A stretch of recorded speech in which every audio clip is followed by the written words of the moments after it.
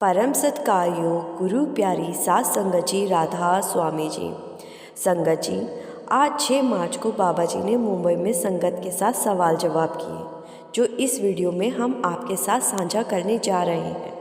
संगत जी, आपसे विनती है, वीडियो को पूरा ज़रूर सुनिए जी और चैनल को सब्सक्राइब करना मत भूलिए जी। सात संगत जी, एक भाई ने बाबा जी से कहा कि बाबा जी, मेरे अंदर बहुत ही कॉन्फिडेंस की कमी है। मैं किसी के सामने खड़े होकर ठीक से बात नहीं कर पाता, मुझे घबराहट होने लगती है। तो बाबा जी ने मुस्कुराते हुए कहा कि बेटा, तुम तो मेरे सामने पूरे कॉन्फिडेंस से बात कर रहे हो। तो ये सुनकर संगत हंसने लगती है। आगे बाबा जी ने उस भाई को समझाया कि आप धीरे धीरे बात करो, कॉन्फिडेंस धीरे धीरे बढ़ने लगेगा। फिर एक भाई ने पूछा कि बाबा जी, जिन लोगों ने नामदान नहीं लिया, तो क्या ऐसे लोगों को लेने के लिए आप आओगे? तो बाबा जी ने समझाया कि बेटा, मालिक तो सबको लेने आता है, बस पहचान करने की बात है। अगर हम जीते जी मालिक से गहरा रिश्ता जोड़ लेंगे तो अंत समय में हमें मालिक की पहचान ज़रूर होगी।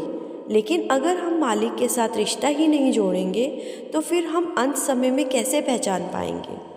एक लड़की ने बाबा जी से पूछा कि बाबा जी, मैं एक लड़के को पसंद करती हूँ, वो लड़का बहुत अच्छा है और मेरे परिवार वालों को भी पसंद है, लेकिन वो लड़का शराब और मांस का सेवन करता है, तो क्या मुझे आगे बढ़ना चाहिए? तो बाबा जी ने समझाया कि बेटा, मैं तो अक्सर कहता हूँ कि अगर इंसान अच्छा है तो हमें आगे बढ़ना चाहिए। उसकी जात या धर्म क्या है, इन सब बातों में हमें नहीं पड़ना है। लेकिन अगर वो मांस शराब का सेवन करता है तो वो अपने ऊपर कर्मों का बोझ लाद रहा है। इससे आपके कर्म नहीं बनेंगे। बाकी मालिक ने सबको विवेक की ताकत दी है, इसीलिए आप सोच समझकर आगे बढ़े। तो यही लड़की बाबा जी से कहने लगी कि बाबा जी, मुझे आप हमेशा अपने साथ रखना। तो बाबा जी ने मुस्कुराकर कहा कि बेटा, आप आओगे तभी रखूँगा ना। फिर एक भाई ने बाबा जी से कहा कि बाबा जी, आपका गला खराब है, फिर भी आप मुंबई क्यों आए? तो बाबा जी ने कहा कि बेटा, नहीं आता तो आप लोग ही कहते कि बाबे ने प्रोग्राम कैंसिल कर दिया। अब संगत से कह दिया था तो मुझे आना तो था ही। फिर एक भाई ने बाबा जी से पूछा कि बाबा जी, हमारा एक ही बेटा था और किसी बीमारी के चलते उसकी डेथ हो गई थी। उसके अलावा हमारा और कोई नहीं था। हमने ऐसा क्या कर्म किया था जो हम दोनों पति पत्नी अकेले रह गए? तो बाबा जी ने समझाया कि बेटा, इंसान के जन्म के साथ ही उसकी डेथ का समय भी तय हो जाता है। अब उसके जितने कर्म थे वो काट कर चला गया और एक न एक दिन तो सबको जाना ही पड़ता है। आपको अब आगे बढ़ना है, इसलिए ज़्यादा विचार ना करें और भजन सिमरन करें। एक लड़के ने पूछा कि बाबा जी, पहले मेरे घर की स्थिति बहुत अच्छी थी, मेरे घर में सब कुछ था, लेकिन आज सब खत्म हो गया है। तो बाबा जी ने कहा कि बेटा, ये सब तो कर्मों का खेल होता है। क्या मिलना है और क्या खोना है, ये सब तो हमारे कर्मों के फल होते हैं। इसीलिए आप अच्छे कर्म करते चलिए, मालिक सब कुछ देगा। एक लड़के ने बाबा जी से पूछा कि बाबा जी, मुझे क्रिकेट पसंद है, लेकिन मेरे पापा का बिजनेस है और मेरे पापा चाहते हैं कि मैं बिजनेस में आऊँ, लेकिन मैं अपना करियर क्रिकेट में बनाना चाहता हूँ। लेकिन क्रिकेट में राजनीतिक बहुत होती है। तो बाबा जी ने कहा कि बेटा, राजनीति तो हर जगह ही होती है। नौकरी में राजनीति होती है और तो और घर में भी राजनीति होती है। अब ये तय आपको करना है कि क्रिकेट के साथ जाना है या पिता के साथ बिजनेस में जाना है। लेकिन घबराना नहीं है, आगे बढ़ते जाना है। फिर एक भाई ने पूछा कि बाबा जी, पहले जब मैं भजन सिमरन पर बैठता था तो मुझे मेरे अंदर धुन सुनाई देती थी, लेकिन अब जब भी मैं भजन सिमरन पर बैठता हूँ तो मुझे शब्द धुन सुनाई नहीं देती।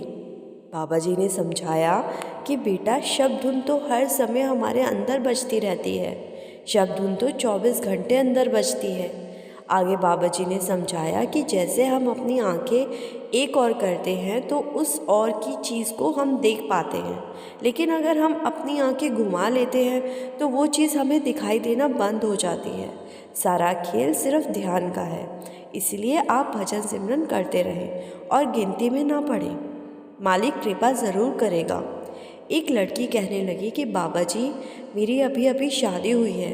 मेरी आपसे एक अरदास है कि मेरे बच्चों को अपनी ओर ही लगाना। तो बाबा जी ने हंसते हुए कहा कि बेटा, अभी तो मुर्गी है, फिर अंडे होंगे, उसके बाद बिजनेस होगा। आप तो अभी से बुकिंग कर रहे हो।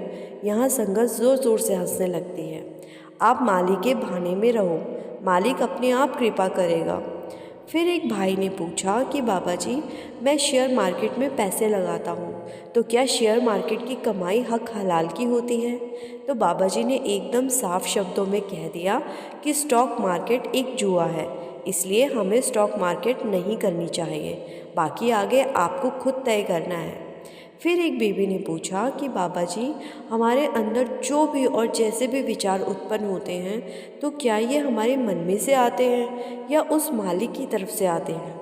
तो बाबा जी ने कहा कि बेटा, विचार की उत्पत्ति तो हमारे मन के अंदर ही होती है। इसलिए मालिक ने हमें विवेक की ताकत दी है, जिससे कि हम अपने अंदर उत्पन्न होने वाले अच्छे और बुरे विचारों की पहचान कर सकें। एक लड़की ने बाबा जी से पूछा कि बाबा जी, जब मैं भजन सिमरन पर बैठती हूँ तो मुझे धुन सुनाई देती है, तो क्या उस समय मुझे उठ जाना चाहिए?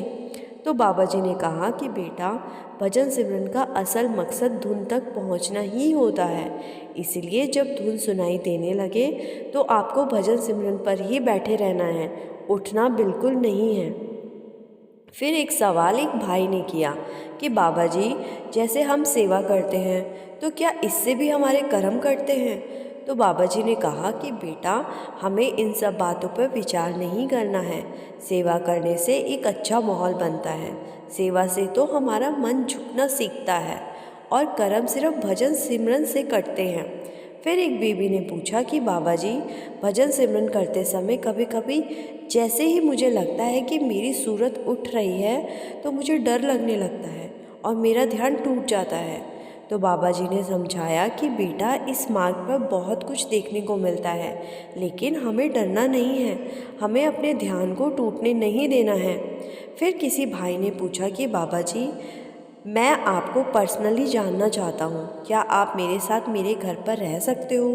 तो बाबा जी ने हंसते हुए कहा कि बेटा, अगर मैं आपके साथ आपके घर रहने आ गया तो फिर आप मुझे 2-3 दिन में ही भगा दोगे, क्योंकि तब ना तो आप टीवी देख पाओगे ना मोबाइल चला पाओगे।